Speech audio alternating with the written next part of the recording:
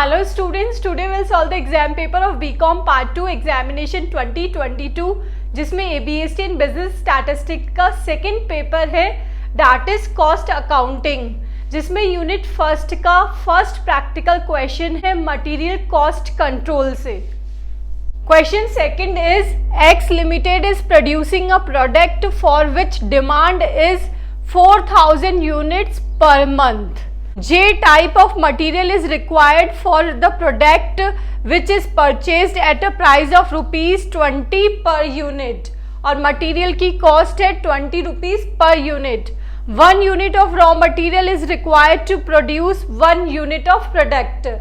एक raw material से एक फिनिश प्रोडक्ट रेडी हो रहा है। Ordering cost is ₹120 per purchase order, per order cost हो गई 120। Now the carrying cost is 10% per annum. We are required to find out economic order quantity that is EOQ and what will be the cost maintaining inventory. Cost maintaining inventory हमें find out करनी है if order is placed for economic order quantity. अगर हमारा जो order size है वो किसके equal है, EOQ इकोनॉमिक ऑर्डर क्वांटिटी के, तो हमें फाइंड आउट करना है cost of maintaining inventory. Next है if purchase order can be placed for minimum 4000 units what extra cost company will bear. और थर्ड सिचुएशन में बोला है कि मिनिमम ऑर्डर आपको क्या करना है, 4000 यूनिट्स का देना है, तो एक्स्ट्रा कॉस्ट कंपनी को क्या इंकर्ड करनी होगी। फर्स्ट ऑफ ऑल जो इंफॉर्मेशन गिवन है उसे हम शॉर्टलिस्ट कर लेते हैं। ये देखिए यहाँ पे 4000 यूनिट पर मंथ है, तो अपने यूजेस क्या हो गए हैं, that is 4000 units per month. और एनुअली कितने हो जाएंगे, ये पर मंथ के हैं तो एनुअली के लिए मल्टीप्लाई बाय 12 कर देंगे। ऑर्डरिंग कॉस्ट है 120 रुपीज पर ऑर्डर और कैरिंग कॉस्ट है 10% पर एनम। इसको हम कैरिंग कॉस्ट को किस पे निकालते हैं, पर यूनिट कॉस्ट पे निकालते हैं, तो कैरिंग कॉस्ट आपकी क्या आ जाएगी, दैट इज 20 रुपीज का 10%। Clear. Now we will solve the question. First है हमारी एनुअल रिक्वायरमेंट ऑफ मटेरियल, जिसमें यूजेस क्या आ जाएगा, 4000 मल्टीप्लाई बाय 12 48,000 यूनिट्स आपकी आ गई एनुअल। ये आपका एनुअल यूजेस है। Fine. Now the carrying cost 1 year की क्या होगी, 20 multiply by 10% that is 2 rupees per unit. अब आपको EOQ फाइंड आउट करना है। EOQ का फॉर्मूला है √2UO डिवाइडेड बाय C। फॉर्मूले में हमने सब आइटम्स को सब्सटीट्यूट कर दिया है। U के प्लेस पे आ गया 48,000, O इज 120, C इज 2। इसको सॉल्व किया, वैल्यू आ रही है आपकी 2400 units. This is your EOQ। Clear. Second हमसे कॉस्ट ऑफ मेंटेनिंग इन्वेंट्री पूछी गई है, साथ में इंफॉर्मेशन गिवन है ऑर्डर साइज EOQ के इक्विवेलेंट होगा, that means EOQ equals to order size. तो ऐसे सिचुएशन में फॉर्मूला क्या होता है आपका, √2UOC। आइटम्स को हमने सब्सटीट्यूट कर दिया, वैल्यू आ रही है आपकी 4800 rupees per annum, that is your cost of maintaining inventory. Next question में आपसे पूछा गया है कि अगर मिनिमम ऑर्डर साइज 4000 यूनिट्स है तो आप कितनी एक्स्ट्रा कॉस्ट इनकर्ड करेंगे। 4000 यूनिट्स की कॉस्ट ऑफ मेंटेनिंग इन्वेंट्री निकालने के लिए हम total ordering cost plus total carrying cost को ऐड कर देंगे। टोटल ऑर्डरिंग कॉस्ट का फॉर्मूला क्या होगा, number of orders multiply by ordering cost, और टोटल कैरिंग कॉस्ट का फॉर्मूला क्या होगा, average inventory multiply by carrying cost. ये देखिए ये रहे आपके फॉर्मूले। अब इसमें भी हमने नंबर ऑफ ऑर्डर्स कितने हैं, एनुअल यूजेस कितना था हमारा, 48,000 यूनिट्स का था। वन टाइम में मंगवाना चाह रहे हैं आपके 4000 units. Fine. 48 divided by 4 that is 12। Clear. 12 multiply by 120, this is your total ordering cost. और एवरेज इन्वेंट्री में क्या कर देंगे, order units divided by 2, order unit से 4000 डिवाइडेड बाय 2, और 2 हमारी कैरिंग कॉस्ट कैलकुलेट हुई है, इसको सॉल्व किया 4000 आ रहा है, इधर आ रहा है 1440 प्लस 4000, तो टोटल कॉस्ट हो गई आपकी 5440।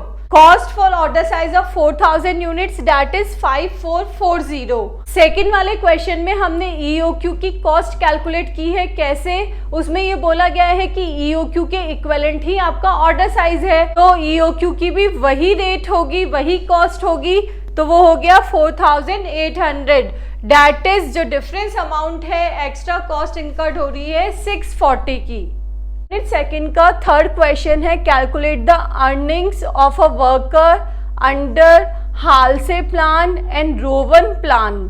दो प्लान के अंडर में आपको वर्कर की अर्निंग्स निकालनी है। इंफॉर्मेशन है, guaranteed hourly rate of wages ₹5 पर hour, standard time for producing 1 dozen articles 3 hours, और actual time taken bye a worker to produce 20 dozen articles 48 hours. 3 information आपको गिवन है, जिसमें फर्स्ट है आपका guaranteed hourly rate, that means अगर worker guaranteed time में काम पूरा कर लेता है ₹5 पर आवर की रेट से रिम्यूनरेशन मिलेगा। नेक्स्ट है स्टैंडर्ड टाइम का कैलकुलेशन, 1 डजन में 3 आवर्स लगते हैं, बट आपने कितना एक्चुअल प्रोडक्शन किया है 20 डजन, तो क्या होगा आपका standard time equals to 20 dozen multiply by 3, क्योंकि 1 डजन को बनाने में 3 आवर बनते हैं, तो 20 को बनाने में लग जाएंगे आपके 60 आवर्स। एक्चुअल टाइम वर्कर ने कंज्यूम किया है 48 hours. Now we will solve the question. First is earnings under Halsey plan.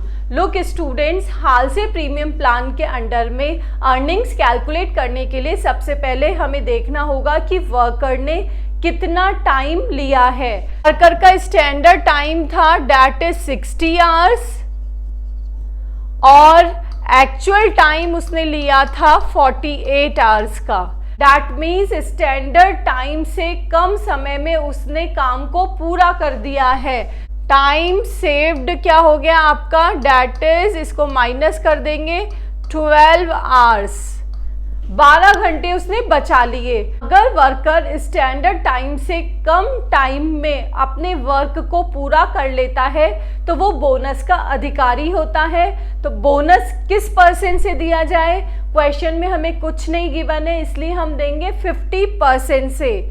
Fine, तो इसका फॉर्मूला हो जाएगा hours worked multiply by rate. ये हो गई आपकी guaranteed earning plus bonus. Bonus हो गया 50% multiply by time saved multiply by rate. Clear. Hours worked कितने हैं, 48 आवर्स मल्टीप्लाई बाय रेट। हमने क्वेश्चन में देखा था ₹5 पर आवर गिवन है, यहाँ पे लिख दिया है 50% आ जाएगा। टाइम सेव्ड है 12 आवर्स मल्टीप्लाई बाय रेट। इसको सॉल्व किया, वैल्यू आ रही है आपकी ₹270। तो हालसे प्लान में अपना रिम्यूनरेशन हो गया ₹270। Earnings under Rowan plan. Rowan plan का फॉर्मूला होता है hours worked multiply by rate per hour plus bonus. क्यों, क्योंकि वर्कर ने स्टैंडर्ड टाइम से कम टाइम में काम को पूरा किया है, तो ये हो गया आपका बोनस। अब बोनस का कैलकुलेशन कैसे किया गया है, हालसे प्रीमियम प्लान में हम लेते हैं 50%, और इसमें हम क्या लेंगे, प्रपोर्शन में लेंगे, that is time taken divided by time allowed. और ये फॉर्मूला सेम है, multiply by time saved multiply by rate per hour. उसको सब्सटीट्यूट कर दिया, 48 मल्टीप्लाई बाय 5, टाइम टेकन था हमारा 48, time allowed that is standard time, और ये हो गया एक्चुअल टाइम। टाइम सेव्ड हमने ऊपर कैलकुलेट कर लिया था 12 आवर्स का मल्टीप्लाई बाय 5। इसमें हमारी अर्निंग्स आ रही है ₹288। क्वेश्चन में आपसे दो ही चीजें पूछी गई हैं, हमने इसको दोनों को सॉल्व कर लिया है। ये क्वेश्चन 20 मार्क्स में आया है, बट बहुत इजी है। यूनिट सेकंड का सेकंड क्वेश्चन है हमारा ओवरहेड कॉस्ट टॉपिक से, दैट इज क्वेश्चन नंबर 4।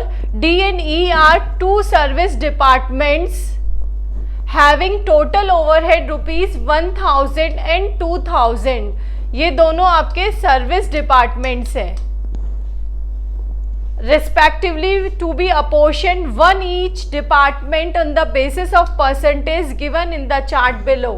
अब इन दोनों सर्विस डिपार्टमेंट के ये ओवरहेड्स को डिपार्टमेंट में हमें डिवाइड करना है इस परसेंटेज में। Find out the overhead of production department B and C के हमें ओवरहेड्स फाइंड आउट करने हैं in the multiple of 10। That means round off कर देंगे आप इसको। Assuming that the total overhead of production department और production department के आपको individual overheads भी given है, that is 4000, 3000 और 2000। ये तो इनके खुद के overhead है।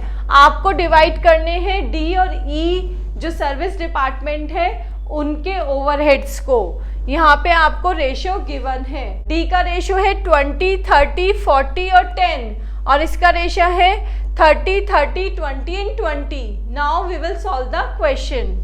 लुक स्टूडेंट्स, आपको क्वेश्चन में कोई भी मेथड गिवन नहीं है कि आप ओवरहेड्स को किस मेथड में डिवाइड करें। तो इस कंडीशन में हम यहाँ पे रिपीटेटिव डिस्ट्रीब्यूशन मेथड यूज करेंगे। डी के डिवाइड करने हमें 20, 30, 40 और 10 के रेशियो में। फाइन। और ई के हमें करने हैं 30, 30, 20 और 20 के रेशियो में। Clear. Now repetitive distribution method, इसमें सबसे पहले आएगा डिपार्टमेंट और प्रोडक्शन डिपार्टमेंट लिख देंगे पहले तीनों, फिर देयर आफ्टर सर्विस डिपार्टमेंट्स।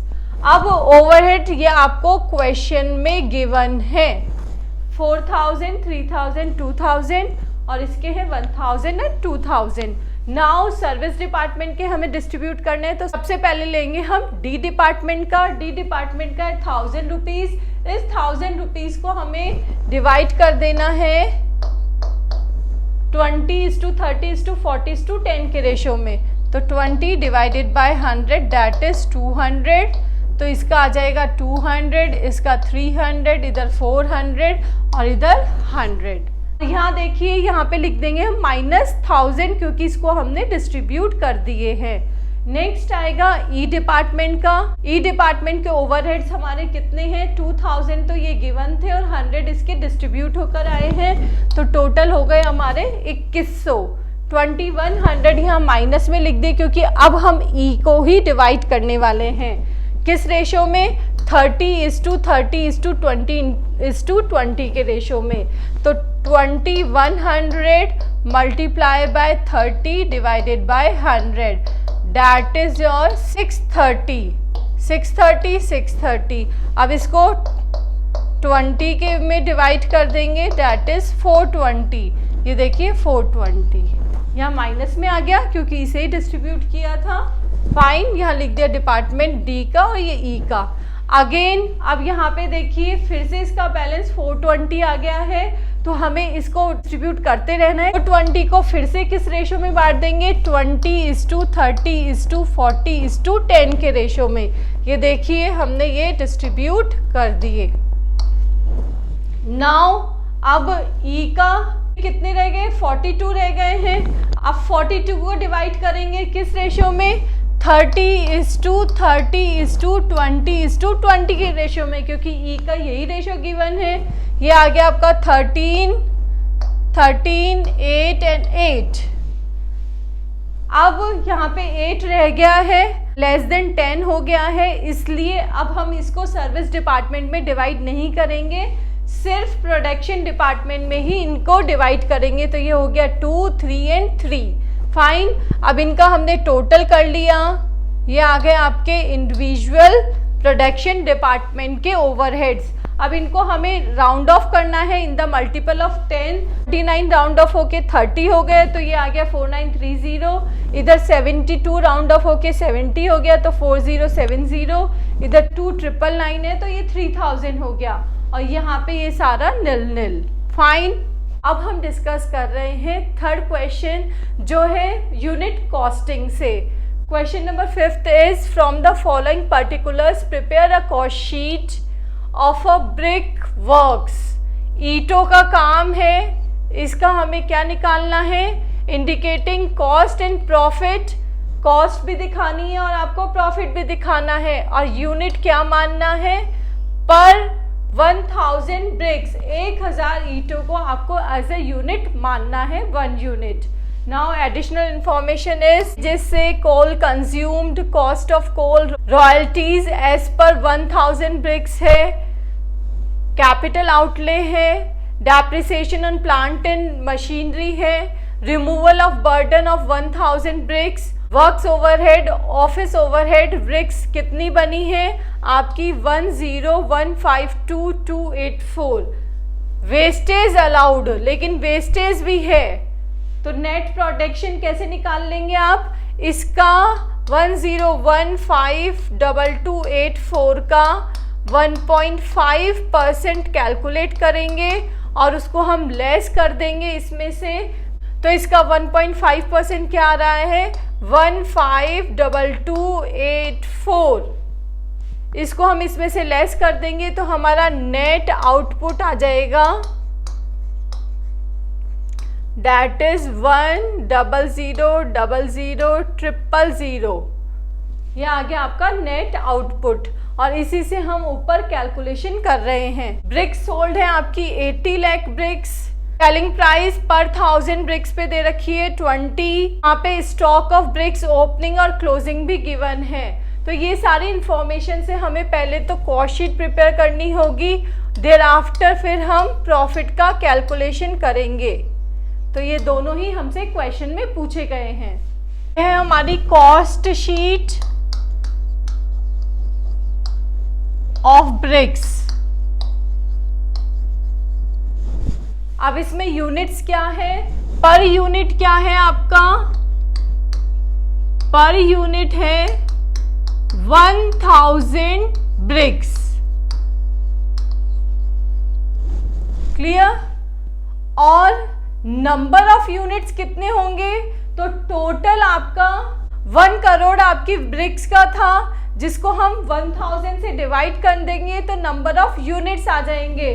तो नंबर ऑफ यूनिट्स आ गई हमारी 10,000। क्लियर है। ये 1 CR कैसे आया था, हमने इसको पहले भी डिस्कस किया है। जो हमारा ग्रॉस प्रोडक्शन था उसमें से हमने वेस्टेज को लेस कर दिया है, जो कि हमारा 1.5% था। क्लियर। तो ऐसे ही हमने इसको क्या निकाल लिया है, नंबर ऑफ यूनिट्स। नाउ सबसे पहले आ जाएंगे आपकी वेजेस। वेजेस आपको गिवन है 75,000। अब यहाँ पे हम ले रहे हैं पर यूनिट कॉस्ट। क्लियर है। टोटल वेजेस है आपकी 75,000। इस 75,000 कितनी यूनिट्स की हो गई, 10,000 यूनिट्स की हो गई। पर यहाँ पे हम कैलकुलेट कर रहे हैं पर यूनिट कॉस्ट। ये है हमारी पर यूनिट कॉस्ट और ये है हमारी टोटल कॉस्ट। तो अब कैसे कैलकुलेट करेंगे, इसको डिवाइडेड बाय 10,000 कर देंगे, क्योंकि नंबर ऑफ यूनिट्स है हमारी 10,000, तो वैल्यू आ गई 7.5। ये क्या है 7.5। नाउ कोल के लिए आपको क्वेश्चन में इंफॉर्मेशन गिवन है कि 5000 यूज हुआ है एट द रेट ऑफ 7.5 पर टन। तो इन दोनों को मल्टीप्लाई कर दिया, वैल्यू आ गई आपकी 37500।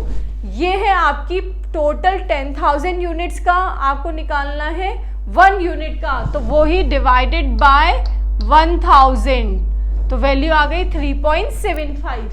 नेक्स्ट है रॉयल्टी। रॉयल्टी आपको पर यूनिट गिवन है कितनी, 0.75, और ये आपको निकालनी है 10,000 यूनिट्स की। ये आपको डायरेक्टली यूनिट में गिवन है, तो यहाँ आ गया आपका 7,500। इन दोनों को आपने मल्टीप्लाई कर दिया और यहाँ पे पर यूनिट सेम आ जाएगी, क्योंकि यहाँ पे पर यूनिट ही गिवन है। ये हो गई आपकी प्राइम कॉस्ट, इसका टोटल हो गया। नेक्स्ट आ जाएंगे आपके वर्क्स एक्सपेंसेस, जिसमें सबसे पहले आपको गिवन है डेप्रिसिएशन। डेप्रिसिएशन के मशीनरी एंड प्लांट पे लगा है 10% of capital outlay. Capital outlay आपको गिवन है 1,50,000, इसका 10% कैलकुलेट किया, वो आ गया 15,000। अब इस 15,000 कितनी यूनिट्स का है, 10,000 यूनिट्स का है। अगेन इसको डिवाइडेड बाय 10,000 कर दोगे तो ये आ गया 1.5। Next next is removal of overburden जो है 50 पैसा पर यूनिट, तो आपको 10,000 यूनिट्स का निकालना है, तो इन दोनों को हमने मल्टीप्लाई कर दिया, 5000 आ गया और यहाँ पे पर यूनिट ही गिवन है तो ये आ गया 0.5। Next is works overhead. Works overhead के लिए आपको इंफॉर्मेशन गिवन है कि वेजेस और कोल का आपको देना है 10%। वेजेस है 75,000 की, क्वेश्चन में चेक कर लीजिएगा, और 37,500 का कोल है। इन दोनों का टोटल हो गया आपका 112500। इसका 10% कैलकुलेट हो गया, दैट इज 11250। अब ये भी 10,000 यूनिट्स का है तो डिवाइडेड बाय 10,000 कर दीजिए, इसमें भी ये आ गया 1.125। वर्क्स कॉस्ट आ गया एक टोटल होने पर।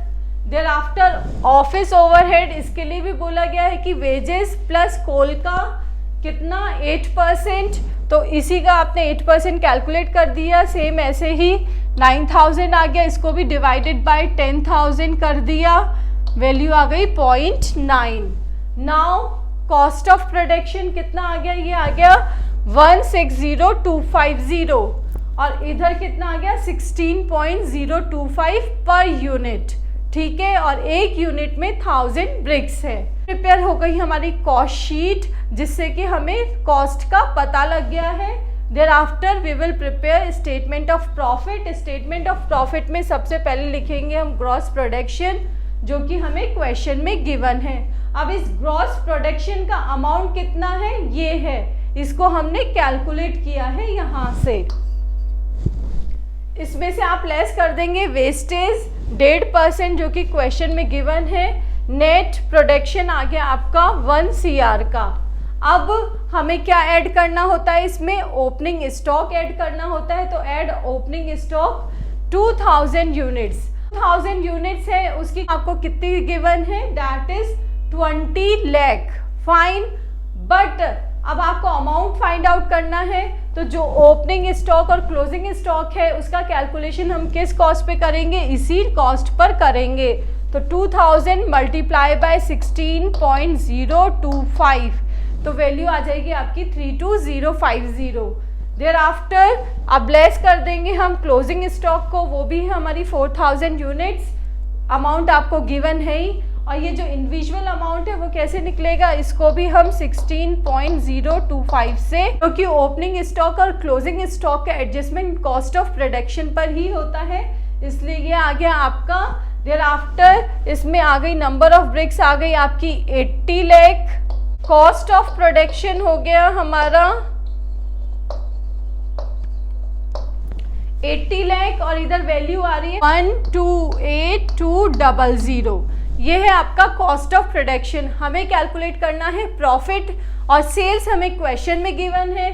सेल्स कितने की है, 80 लाख की है, बट इसका अमाउंट कितना है, सेल्स गिवन है 20 रुपीज पर 1000 ब्रिक्स।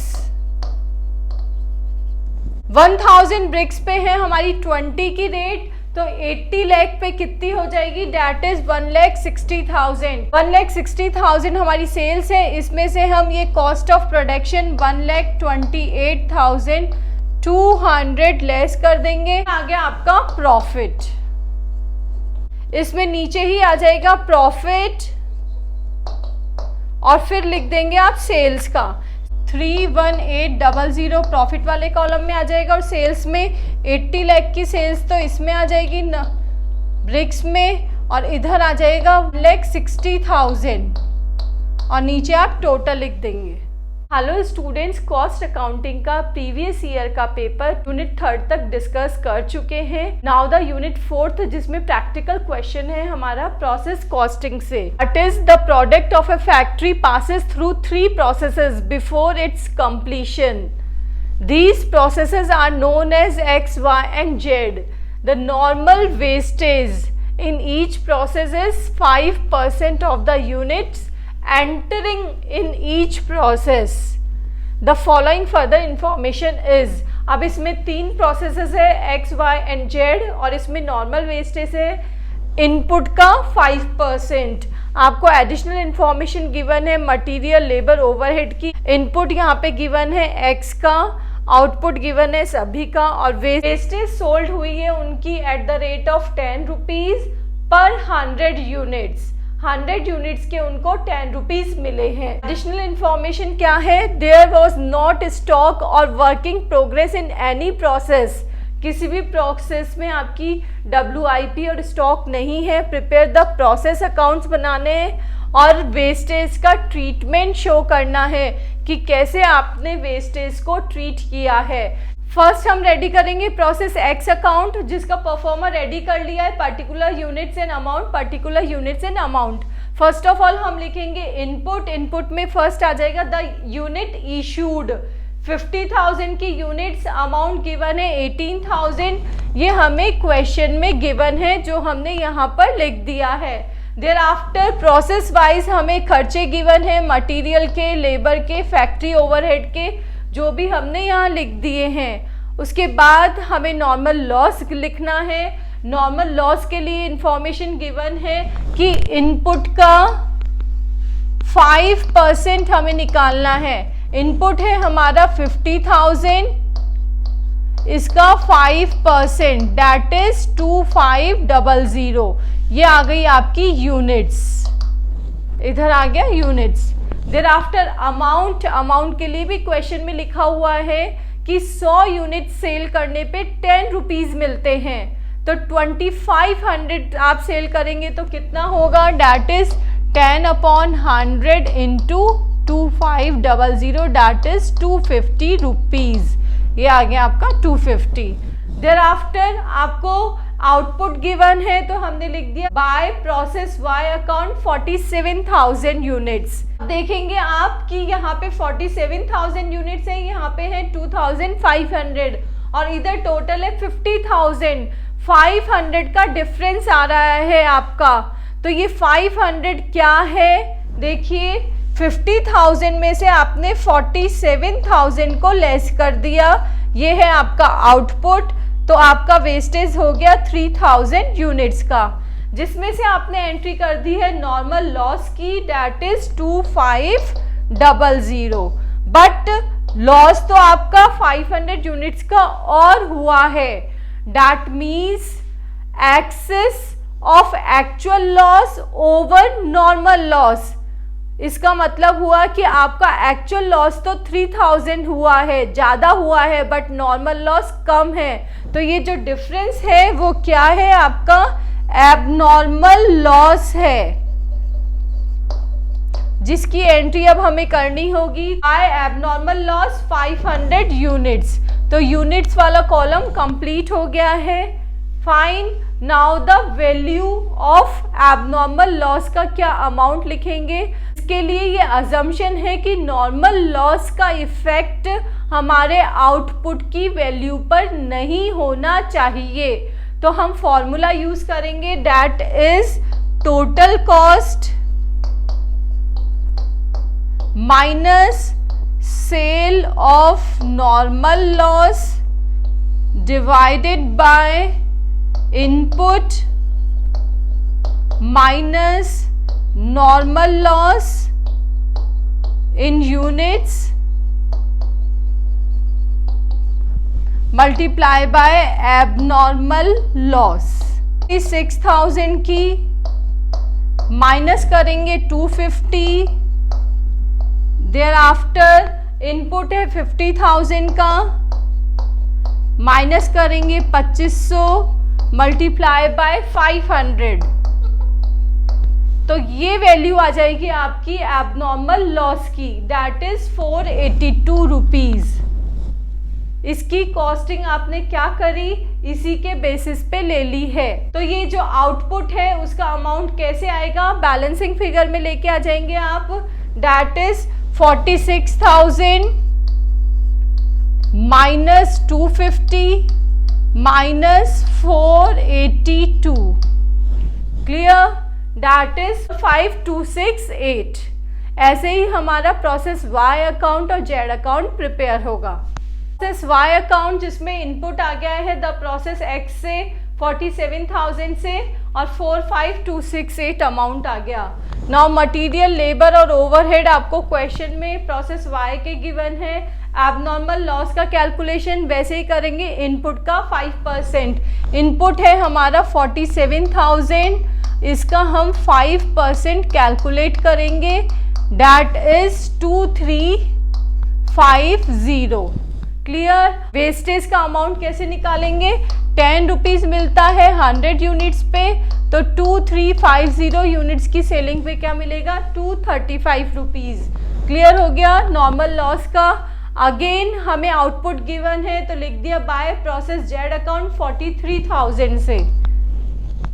अब फिर से कैलकुलेशन करते हैं, क्यों, क्योंकि यहाँ पे हमारा डिफरेंस आ रहा है। 47,000 हमारा इनपुट है जिसमें से आउटपुट है 43,000 का, तो वेस्टेज होना चाहिए आपका 4,000 का, बट यहाँ नॉर्मल लॉस कितना गिवन है 2350 का, तो ये हो गया 1650 का आपका एडिशनल हो गया, that is your abnormal loss. Actual loss है 4,000 का, बट नॉर्मल लॉस है कितने का, 2,350 का, तो ये जो डिफरेंस अमाउंट है वो है आपका abnormal loss 1650। Abnormal loss calculate करने का फॉर्मूला वही लगेगा जो हमने अभी प्रीवियसली लगाया है, total cost minus cell of normal loss divided by input minus normal loss in units multiply by abnormal loss. 64,885 minus 235, input है आपका 47,000 का, माइनस कितना 2350 मल्टीप्लाई बाय 1650। इसको सॉल्व कर रहे हैं, वैल्यू आ रही है आपकी 2389। और अब इसका अमाउंट कैसे निकालोगे आप, 64,885 में से माइनस कर दिया आपने 235 एबनॉर्मल लॉस का, सॉरी नॉर्मल लॉस का, और एबनॉर्मल लॉस का हो गया 2389, तो वैल्यू आ जाएगी 62261। ऐसे ही प्रोसेस जेड अकाउंट प्रिपेयर होगा। Process Z account same performer और सेम प्रोसेस। अब इसमें प्रोसेस वाई से क्या आ गया 43,000 का और 62261 इसकी वैल्यू है। नेक्स्ट है मटीरियल, लेबर और ओवरहेड आपको प्रोसेस जेड का इंडिविजुअल गिवन है। नॉर्मल लॉस वही इनपुट का, इनपुट है आपका 43,000 का 5%, दैट इज 2150 आ जाएगा। और इस पे भी आप सेल करेंगे, वही 10 रुपीज़ मिल रहा है 100 यूनिट्स पे, तो 2150 पे मिलेगा 215। अगेन फिनिश्ड स्टॉक आपको क्वेश्चन में गिवन है 40,000 का, ये आपको गिवन है, ये कैलकुलेट हो गया। अब इन दोनों में जो भी डिफरेंस है वो क्या हो जाएगा, एबनॉर्मल लॉस, जैसे हमने ऊपर कैलकुलेट किया है। अब इस एबनॉर्मल लॉस को हम कैलकुलेट ऊपर वाले फॉर्मूले की तरह ही करेंगे, दैट इज टोटल कॉस्ट है 80751 माइनस इसकी value 215 divided by input that is 43,000 minus normal loss in units 2150 है, मल्टीप्लाई बाय एबनॉर्मल लॉस की यूनिट्स 850। वैल्यू कितनी आ गई 1676, ये आपने लिख दिया। फिर अगेन इसमें से 80751 में से माइनस कर दिया 215 और 1676, तो ये आ गया आपका फिनिश्ड स्टॉक की वैल्यू। क्वेश्चन में हमसे प्रोसेस अकाउंट और वेस्टेज की वर्किंग पूछी है। प्रोसेस अकाउंट भी हो गए हैं, ये जो हमने वर्किंग प्रोसेस वाइज की है वो है वेस्टेज की working. Hello students, cost accounting के प्रीवियस ईयर पेपर की 4 यूनिट्स हम डिस्कस कर चुके हैं। Now we will discuss unit 5th जिसका फर्स्ट प्रैक्टिकल क्वेश्चन है आपका मार्जिनल कॉस्टिंग से, that is the following data are obtained from the records of a factory. इसमें आपको इंफॉर्मेशन गिवन है sales, material consumed, variable overhead, labour charges, fixed overheads, net profit, और हमें calculate करना है first BEP in units, sales निकालनी है जब प्रॉफिट कितना हो 20% ऑफ सेल हो, और extra units to be sold to obtain the present profit if it is proposed to reduce the selling price by 20%। 20% से आप अगर सेल्स को रिड्यूस कर देते हैं बट प्रॉफिट सेम रखना चाहते हैं तो कितनी एक्स्ट्रा यूनिट्स आप सोल्ड करेंगे। देयर आफ्टर फोर्थ है selling price to be fixed to bring BEP to 500 units under present conditions. अब इसमें ये बोला है कि आप बीईपी को कितना फिक्स कर देते हैं 500 यूनिट्स तक, तो आप सेलिंग प्राइस क्या रखेंगे। First of all we will calculate BEP in units, जिसका फॉर्मूला है fixed cost divided by contribution per unit. Fixed cost हमें क्वेश्चन में गिवन है, कंट्रीब्यूशन हम निकालेंगे। कंट्रीब्यूशन का फॉर्मूला होता है सेल्स माइनस वेरिएबल कॉस्ट। तो सेल्स क्वेश्चन में गिवन है 1,25,000 की, मटेरियल कॉस्ट, वेरिएबल ओवरहेड और लेबर चार्जेस आपके क्या है वेरिएबल कॉस्ट है, तो इनको सबको ऐड करके लेस कर देंगे तो ये आ गया आपका 37,500 आपका कंट्रीब्यूशन इन अमाउंट आ गया है। क्लियर। बट यहाँ चाहिए हमें कंट्रीब्यूशन पर यूनिट, तो अब हमारी यूनिट्स कितनी है, वो है हमारी 5,000 यूनिट्स जो क्वेश्चन में हमें गिवन है। तो इसको हम 5,000 से डिवाइड कर देंगे तो पर यूनिट आ गई आपकी 7.5। तो कंट्रीब्यूशन है 7.5 पर यूनिट और ये क्वेश्चन में आपको डायरेक्टली गिवन है। तो बीईपी इन यूनिट्स आ गई आपकी 3,000 यूनिट्स। नेक्स्ट हमसे पूछा गया है सेल्स, बट एक कंडीशन गिवन है कि प्रॉफिट क्या होना चाहिए सेल्स का 20%। फाइन। तो अब हमने यहाँ पे सेल्स अज्यूम कर ली है, let the sales is x, तो प्रॉफिट क्या होगा उसका 20%, तो सेल्स का 20% हो गया 0.2x। Clear. Now required sales निकालने का फॉर्मूला है contribution divided bye PV ratio. अब कंट्रीब्यूशन को ऐसे निकलता है fixed cost plus profit. Fixed cost ये आपको क्वेश्चन में गिवन है और प्रॉफिट अभी आपने यहाँ पे ये निकाला है 0.2x, तो इसको आपने ऐड कर दिया, दैट इज 22500 प्लस 0.2x, ये आ गया आपका कंट्रीब्यूशन। क्लियर। अब है PV ratio. PV ratio calculate करने का फॉर्मूला है हमारा that is sales minus variable cost divided by sales. तो सेल्स ये गिवन है, वेरिएबल कॉस्ट भी हमने ऊपर कैलकुलेट की थी क्वेश्चन में, मटेरियल, लेबर और वेरिएबल कॉस्ट को ऐड करके।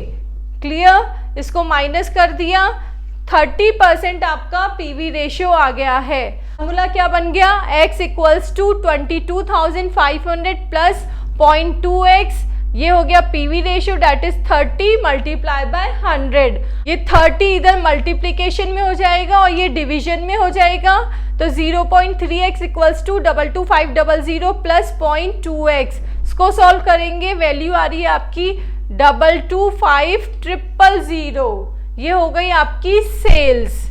क्वेश्चन हमसे पूछा गया है कि हम कितनी एक्स्ट्रा यूनिट सेल करेंगे जबकि हमारी सेलिंग प्राइस रिड्यूस हो जाए और प्रॉफिट सेम रहे।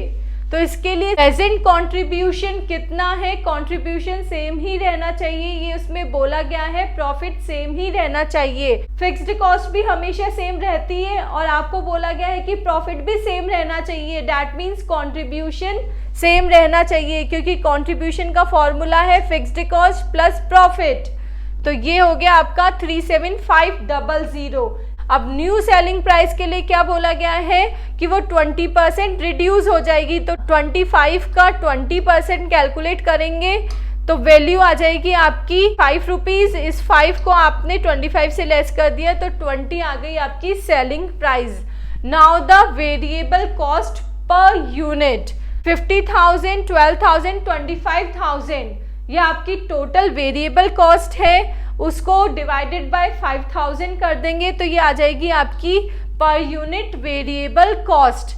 पर यूनिट वेरिएबल कॉस्ट आने के बाद में हमारा नया कंट्रीब्यूशन क्या आ जाएगा, दैट इज 20, जो कि हमारी सेलिंग प्राइस है। उसमें से आपने वेरिएबल कॉस्ट को लेस कर दिया। सेल्स माइनस वेरिएबल कॉस्ट क्या होता है, कंट्रीब्यूशन होता है। तो ये हो गया 2.5, ये आपका न्यू कंट्रीब्यूशन है। न्यू कंट्रीब्यूशन आ गया, बट उसमें ये क्या बोला गया है कि प्रॉफिट सेम ही रहना चाहिए। तो रिक्वायर्ड सेल्स का आपका क्या फॉर्मूला हो जाएगा, that is desired contribution divided by C per unit. Desired contribution कितना रहना चाहिए, 37,500, और उसको आपको नए कंट्रीब्यूशन से डिवाइड करना है, तभी आपकी क्या आ जाएगी, required sales, that is 15,000 units. अब ये 15,000 यूनिट्स आपको सेल करनी चाहिए, बट पहले हमारी सेल हो रही है 5,000 यूनिट्स की, तो एक्स्ट्रा सेल्स कितनी हो गई, 10,000। ये क्यों हो गई, क्योंकि आपने सेलिंग प्राइस को चेंज कर दिया, फिर तो सेम ही है। नेक्स्ट हमसे क्वेश्चन में पूछा गया है सेलिंग प्राइस अगर हम बीईपी को फिक्स कर देते हैं 500 यूनिट्स पे, कि कंट्रीब्यूशन का फॉर्मूला होता है selling price minus variable cost. तो सेलिंग प्राइस का क्या हो जाएगा, contribution plus variable cost. Variable cost हमने ऊपर अभी कैलकुलेट की थी, क्लियर है। अब है बारी कंट्रीब्यूशन की, तो इधर आ जाएगा आपका contribution equals to fixed cost divided by BEP in units. Fixed cost है 22,500 डिवाइडेड बाय 500, तो कंट्रीब्यूशन पर यूनिट कितना है, 45 रुपीज आपको फिक्स रखना है। तो 45 प्लस वेरिएबल कॉस्ट,